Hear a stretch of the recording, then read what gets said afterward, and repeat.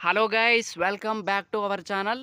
So మనకి రవితేజ గారి ఒక సినిమానైతే రిలీజ్కి అయితే ప్లాన్ చేయబోతున్నారు. సో ఆ సినిమా ఏంటో ఈ వీడియోలో మాట్లాడుకుందాము. Let's get in to the video.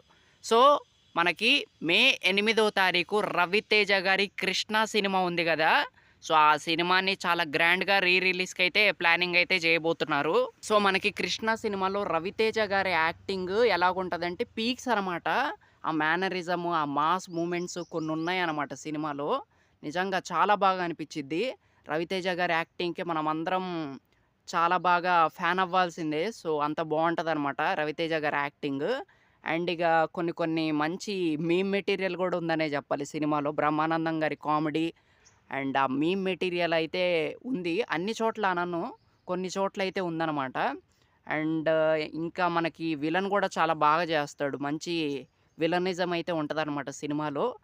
And దాంతో పాటు last but not least 'Trisha' గారి యాక్టింగ్ గూడా నైస్. చాలా బావుంటుంది.